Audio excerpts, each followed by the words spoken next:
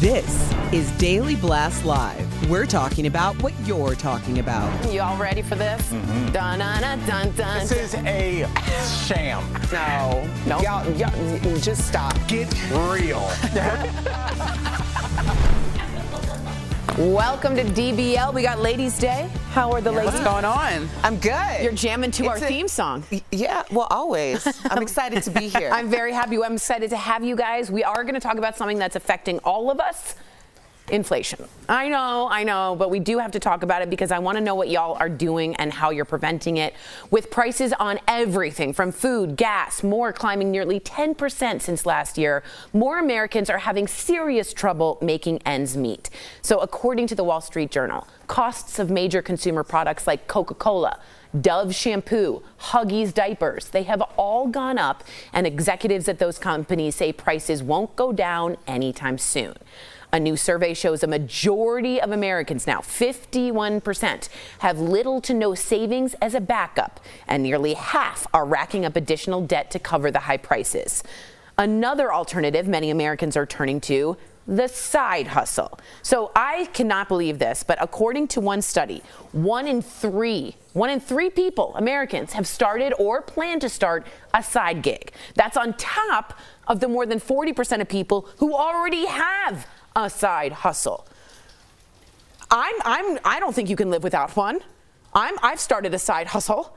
You all have side hustles. There's no way to live.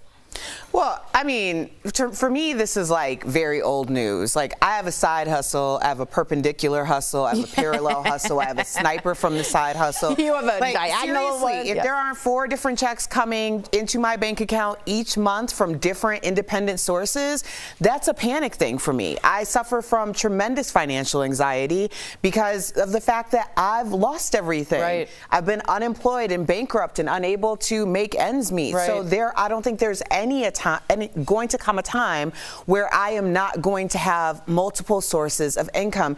The idea of needing to have one, should we need to have one? I don't believe that we should need to have one.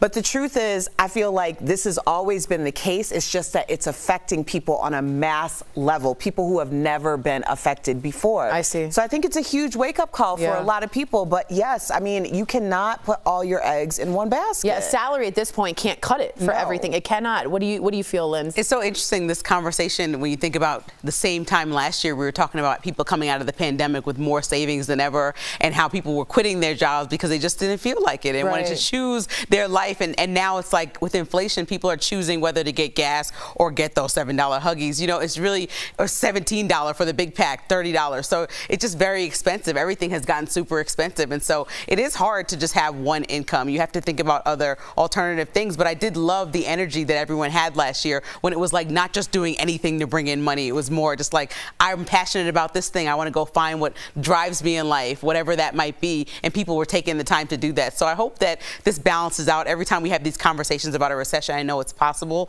but I hope that there's some swing and we maybe don't have one. And I know. Do you kind of could reel it back in. Do you think there'll be a recession? That was my other question. Do you believe there will be? It's weird in a recession to have such a high labor force doing so well. That's why people are like, wait, what? But I kind of feel like we're sliding into I absolutely believe that we're going to go through a recession. Okay. Much to Lindsay's point about how a lot of people had the autonomy to be like, you know what, this doesn't serve me. It doesn't make me happy. I'm just going to do things on my own terms. That works for a certain percentage of people, but that percentage of people is always going to be smaller than the greater whole. At that same time, Lindsay and I were spending a lot of time together. And why? Because we were building other things. And I think that people need to look at that. Like, when everybody's doing this like mass exodus, what does that mean? It's almost like a pyramid scheme. The people who go in first and are able to capitalize on it are always going to do well. Right. But there is going to be a massive percentage of people who are going to suffer from those exact same choices because of the timing they did it, because of the industry they're in. And you always have to be looking at the next step. Should we have to do it? Again, no. But do we? The timing thing is so stressful because Colin and I, even right now, are looking at houses, and you can have an option to either the inflation is going to go so high and the interest rates are going to go so high that next year, if we decide to do it, it's going to be crazy. Like prohibitive. Or right? we'll go into a recession and we'll get the cheapest house we've ever gotten. So it's like one of those things where you keep hearing economists say different things. It might be a small recession, a big one. It's a hard time to make any big life decisions right now. It totally is. I asked my dad, who I think knows everything about stocks, and I was like, what should I do? And he goes, how do I know? It was like, that's where we are. You sort of have a hope and a prayer. I do want to let people know the most common side hustles: selling clothes. I do that on Poshmark, which is a really good one. Making or selling crafts. Etsy obviously is great. You do that too? I do on my cross stitch. Delivery driving. Great. And freelance writing. I also used to tag for the blind, where people in real time can put a picture, and if you type fast, it was like $8 an hour. But when I was doing ice cream, I was making it on the side and getting some extra cash. So look for anything you can. We are with you. We are feeling it as well. But one way to beat the higher costs: just win the Mega Millions. Or should we say the Mega Billions, okay? Because nobody won yesterday. So the new jackpot is a little more than $1 billion. That's a billion with a B. But that's bad news for the CEO of Raising Cane's, who spent $100,000 on lotto tickets for all of his employees. None of them won big, so what are your chances of having the $1 billion ticket? Well, it's 1 in 303 million. I looked it up. It's more likely you'll be killed by a vending machine. So what? I so specific. apologize for that. What if you won, though? Let's go there. You won. Erica always teaches me about manifestation. We're going to win. What do you do? Do you have a plan? Lindsay, you win. Yeah, I'm immediately buying a private island. Are you? Mine, and you Are can you? only come if I say so. Immediately. That's always been the plan. That's just it. Colin and I love to travel, so we have our own. And we'll join the likes of like all the celebrities that have done it. Richard Branson, Naomi Campbell. So we'll just have ours, and then maybe we'll bump elbows with those folks. Do you have a name for that island? No, I haven't thought that far, but I need to manifest it, right? I got to think about it. By the end of the show, someone write in with that. Erica, what is your plan? I'm sure you have a plan. I do not have a plan. No? Yeah, the power of manifestation is rooted in some degree of reality. Oh. What? I think, you could think, I don't know. I really don't have a plan. I didn't even realize it was that big of a jackpot. I haven't been on the lottery train. I'm very seldom at the gas station. Y'all know I don't drive a lot. That's right. generally my reminder. Yeah, to get there. Yeah. It's usually like a work or a family text that lets me know, are you putting in? And I never want to be the person that didn't put in. And then I don't ever want to be that person. I'm good. I'd rather take my chances. Yeah, here's $5. What about you? What would you do with the billions? So I definitely want to do the John, who's the guy from The Daily Show? Stewart, thank you. He got a farm and did all abused animals and saved all the animals. I mean, I think I would do that and work on saving and giving back a lot like Mackenzie did, Bezos too. But I definitely would get a yacht. And the yacht would be called Titanic 2 or something. What? Something like. Talk about manifesting. That's manifesting. Something funny, right? Seize the day with see. Okay. I like seize the day. Thank you. I do. Appreciate That's a good that. one. Thank you. You all write in and let us know some good yacht names because we're all gonna win. I'm sure Carnival took the seize the day by now. I'm pretty sure they did. Coming up on DBL. He's been attacked by a shark not once, but twice. We're joined by a wildlife biologist on how to stay safe on your summer vacation. And a new bill could shake up the Supreme Court. Why term limits are being discussed. That's coming up next. Stay tuned. Closed captioning provided by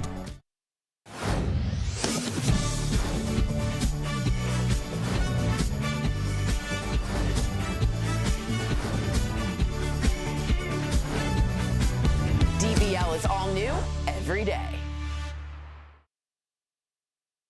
Watching it, someone trips. The other day I saw someone trip really bad on a chair, and you feel bad. You have pain and embarrassment, but embarrassment takes over. So you're like, it's fine, but you're like in terrible, terrible pain.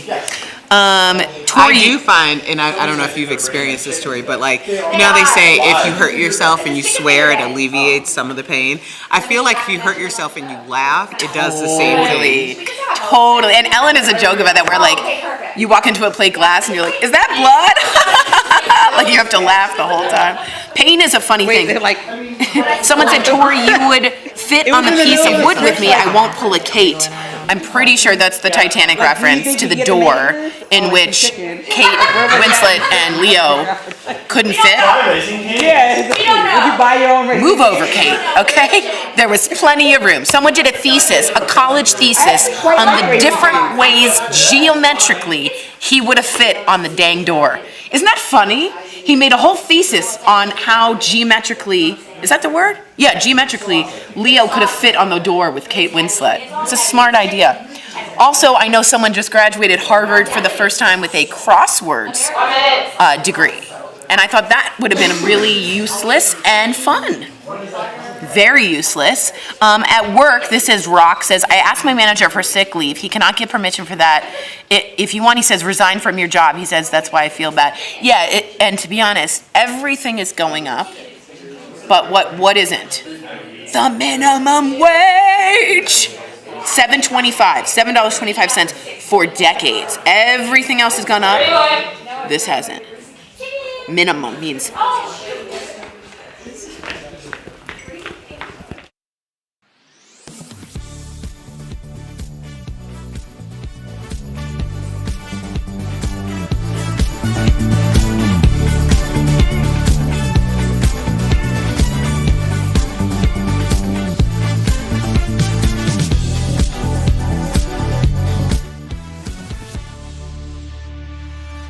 Welcome back. Here's an interesting question, and I want you to say it out loud wherever you are to my question. Should there be term limits for Supreme Court justices? Yes. Whoa, right now, if you get appointed to the highest court in the land, it means you've got a job for life. Yesterday, though, Democrats introduced a bill to create term limits, meaning justices would serve a max of 18 years on the bench. So, DBL Nation, we want to know what you think of this idea. Temperature check here. Should there be term limits for Supreme Court justices? Yes or no? They are in for life, and I do want to say one thing. The reason for that, the framers really did believe the judicial system should be separate, right, and not towards popular opinion, and then be worried about making decisions based on would they get reelected. So it was forever unless for bad or good behavior they stay on. What do you think, Linz? I mean, the Supreme Court, unfortunately, has gotten politicized as to where in the past it was a place where we go to when we couldn't come to terms. Elected officials couldn't come to terms. Unfortunately, now I would prefer that whoever I vote for, one vote, one person, would be the person that decides where I'm living, representing my state, my county. And so when you talk about unelected officials deciding on your fate, to me, I'm less comfortable with that idea and more comfortable with somebody that I elect locally deciding how my state runs itself. But there's also something to be said about a lifetime. Most people from 1966 to now have served on the bench approximately 25 years. So when we're talking about 18 years, it's not that far off from what we're actually already seeing. Right. And would it change that much just based on the age of people there when they're probably naturally retire? You know, I would honestly get some people that have been in there the longest that people adore, like Justice Sotomayor, out the soonest. You know, it's like in the order, like a lot of people will stay in there longer that people are complaining about. Yeah. How do you feel, Erica? That's a good point. Well, I think the Supreme Court is just ironic in itself because you have unelected people now determining what's going to happen in this country, but they were appointed by elected officials. So there is bias right underneath it, if it's not biased within the court. Anything that you are being appointed to or you have tenured in for the rest of your life, I mean, we're humans. That means that there is going to be an apathy that happens over a certain amount of time. There's going to be bias that happens over a certain amount of time. The Supreme Court is a flawed court. It's a flawed system. I also happen to think, I agree with you, by the way. I also happen to think that the framers thought people wouldn't live that long in reality, and we're living much, much longer. So a term limit of what you said sort of goes to where the retirement age is. I also think that you can, if you didn't know, be impeached for the Supreme Court. It's happened like once. That's like the only bad way. behavior, right? Yeah, that's the only thing you can do. But I think it's important to also note that presidents also appoint nearly 200 federal judges. And so if that rule would apply to the Supreme Court, it probably would likely apply to the federal judges that impact directly our lives probably much more than the Supreme Court. And so them having term limits, I would actually very much support. That's very true. And if you also know you don't have to be a lawyer to be on the Supreme Court, and it doesn't have to be 9 people. It does not have to be 9 people. It can be different. The poll numbers are, yes, 90% of you think there should be term limits. We don't have monarchies in this country. Well, I mean, when people are being forced to have babies. Yeah, we got issues. Yep, we'll be right back. Your personal information.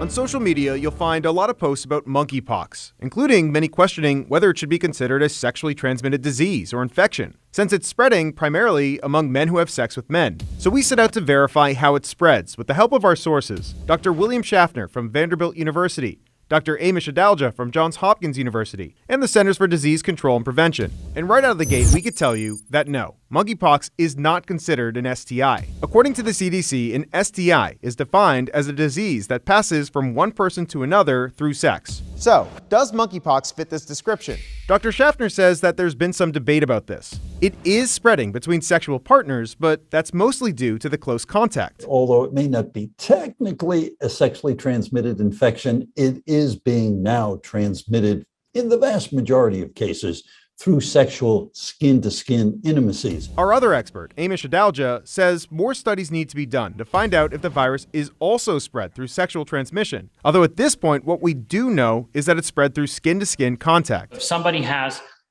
monkeypox lesions on their body and they rub against another person's body parts, that infectious material can transfer from the monkeypox lesion to the other person's intact skin. Which our experts say likely explains how children have become infected through close contact. If the lesion is out on a part of the body where a child could, by hugging their dad, touch that lesion, then that would be a mode of transmission.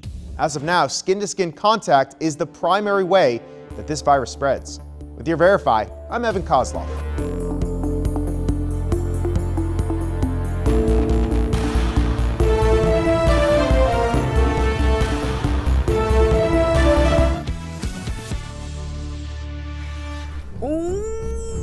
Look at the power. No. Look at that power and vigor.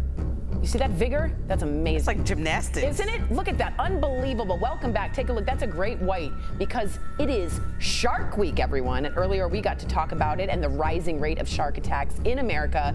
Check out our interview with wildlife biologist and co-founder of Fantasticus Pictures, Forrest Galanti.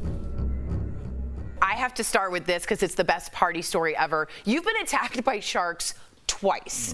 Can you paint the picture for us? How did it go down? And really, what did it feel like to get bit? And just like, be real. Yeah, of course, being bitten by sharks is not great, right? Ever, regardless of the situation. But I want to be very clear before I even tell one of these stories. Both times it was 100% my fault, not the shark's fault, right? I was in their environment. I was pushing the limits. And one of the times, quite recently, just a couple years ago, right there, I'm feeding lemon sharks off the back of the boat, and I turned to talk to the camera, which you guys can understand, and sure enough, you know, here's the scar a couple years later. I lost concentration for 1 second, and as I looked back, the shark was coming right at me, and I just pulled away at the very last second, and one tooth just nicked me. Wow. So it wasn't exactly a full-on attack or anything, but I did get a good slice. But you also do now have the best story at any party or bar you go to. Like, oh, how'd I get this? Shark attack. What about you? Okay. Yeah, yep, exactly. Exactly. I can use that shark attack pickup line anywhere I go. Forrest, I'm just so glad that you yourself are dedicating your life to helping, one, conserve sharks, but also to stop demonizing them. So many people demonize them. So many people have no idea how they are as creatures. In fact, yesterday we were talking about a great white shark. I don't know if you've seen this insane footage. If not, we have it right here where the great white is attacking a diver in a plastic shark cage. We talked about it, like I said, earlier this week. But we wanted to ask you as an expert, why would any random person choose to do this? I get it, like someone like you, but why do people do this? Well, to be clear, that's a scene from Shark Week, from Great White Open Ocean, which aired on Shark Week a couple days ago. And, you know, the thing about Shark Week, the thing about science as a whole, guys, is it is an ever-evolving understanding, right? And so in order to gain this understanding, sometimes scientists like myself and like Jim Harrington there have to put ourselves in harm's way. where the line gets blurry is where it becomes sort of stuntish and perhaps not as significant as it is scientific. And so, I don't really know the situation there. I haven't seen that show, but should you be hanging out in a plexiglass box with a fired up great white shark around? No, it's not a good idea. Nobody should be doing that. That's interesting. Well, it's weird to talk to you because my best friend in the world, his name is Forrest as well, and he's a marine biologist. So I don't know if that name pushes people. Yeah, it's really cool. And I go the other way, really. Yeah. Well, he and I became friends in Miami, and obviously that coastline, there's a lot of sharks, and shark attacks are on the rise. So, what can people hanging out on the beach, wherever they may be, do to protect themselves? Or swimmers. I like to swim in the ocean. Swims. Yeah, and those are good questions, guys. The best method of protection is to avoid sharks. And what I mean by that is don't be scared, don't stay at home, don't not go to the beach. Just make intelligent choices and decisions as a beachgoer. So, for instance, don't go swimming near river mouths, right? Sharks like to hunt in those areas. Don't go in the water at dawn and dusk. Sharks are crepuscular hunters. Don't go swimming where people are fishing and throwing bait and catching dead fish into the water. Some of the less known ones, things like don't wear shiny, flashy, say sequence bathing suits into the ocean, because that glittering flash, even having a set of keys on you, that can look like a bait fish, right? Crunching water bottles, taking a Gatorade bottle or a beer can in the ocean and crunching that'll simulate the sound of fish bones getting crunched. And those kind of things can attract sharks. So just having a little understanding and being smart, going swimming in the middle of the day, not taking trash into the ocean, not wearing, glittery swimsuits, whoever has those. Those kind of things. The biggest tragedy. That was directed at you for sure. She has to get rid of her sequence metallic glitter suits. They work in Vegas. Less rhinestones, more fabric, guys. That's the message here. Okay, so Forrest, we got to talk about your new show, The Island of Walking Sharks. It's coming out on the 27th, July 27th. What exactly is a walking shark? Because it sounds so cool. Terrifying. What is that? Well, first of all, it's nothing to be scared of. As you can see there, they are these stunning little 2-foot-long sharks. And in Papua New Guinea, where my team and I go to film this show, there is rumor that 3 different species of walking cat shark, also known as epaulet sharks, are using this very specialized ability that they've evolved over millions of years to take their pectoral and pelvic fins and sort of crawl along the sea floor. And they're using that, as it's rumored, to actually leave the water and walk out onto land. And so we go there to try and film this behavior, and that's what you're seeing right there. It's like evolution in motion. Thank you so much for chatting with us, Forrest. We could talk to you all day. Be sure to tune into Discovery Channel to watch Forrest in Fantastic Us Pictures' latest special, The Island of Walking Sharks, premiering July 27th. We'll be right back. Thanks, Forrest. Thanks, Forrest. I'm watching that. Thanks, Forrest. Promotional consideration is brought to you by Dozens of Verify viewers reached out to us with questions about the U.S. releasing oil from its Strategic Petroleum Reserve. A Reuters article claims that at least 5 million barrels of that oil has ended up in other countries. And you asked us to find out if this really happened. So let's verify. Has oil from U.S. reserves been sent to other countries? Our sources are the Department of Energy, Patrick DeHaan with Gas Buddy, Ed Hers, a University of Houston Energy Fellow, and Hugh Daigle with the University of Texas at Austin. When the U.S. releases oil from its reserves, it doesn't automatically go to American refineries. Instead, the DOE puts barrels up for sale in a global auction.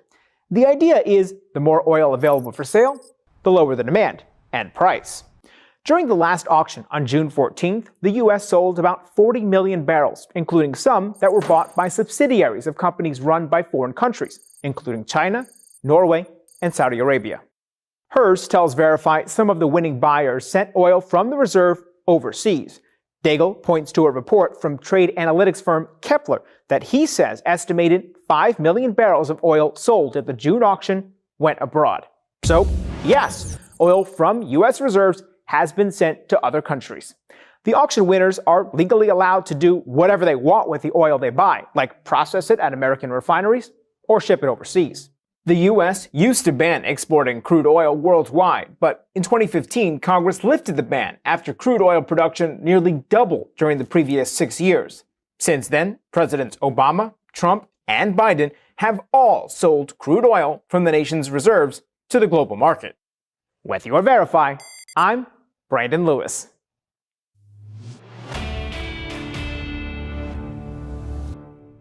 Since the 988 hotline went live last weekend, there have been claims circulating online like this one. If you call the 988 suicide hotline, they may send cops and paramedics to your house.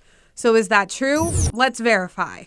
Our sources are Louise Wheelton, the president of the Winston-Salem chapter of the National Alliance of Mental Illness, the FCC, and Vibrant Emotional Health. Wheelton says when someone calls 988, they're connected to a trained mental health professional. That person will talk with the caller to determine their needs. She says they can also connect the caller to multiple trained counselors in the area. And that is a team of trained mental health therapists who can either talk to you on the phone or come to where you are and engage with you. Listen to you and identify what the immediate crisis is. Calling 911 is the counselor's last resort, and only 2% of calls require 911 dispatch. I don't think the person who answers the phone would send police unless they felt like you were in immediate danger of hurting yourself or someone else. So we can verify, yes. If you call 988, police may be dispatched to your house, but it is under specific circumstances and is rare.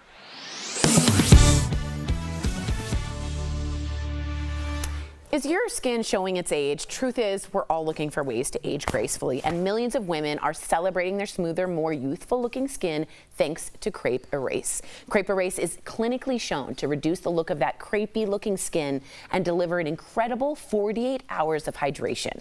Recent DBL guest and award-winning actress Jane Seymour has been using Crepe Erase for years, and her skin looks amazing at 71 years young. Crepe Erase contains 9 super hydrators and the exclusive True Firm Complex, a powerful blend of naturally derived plant extracts.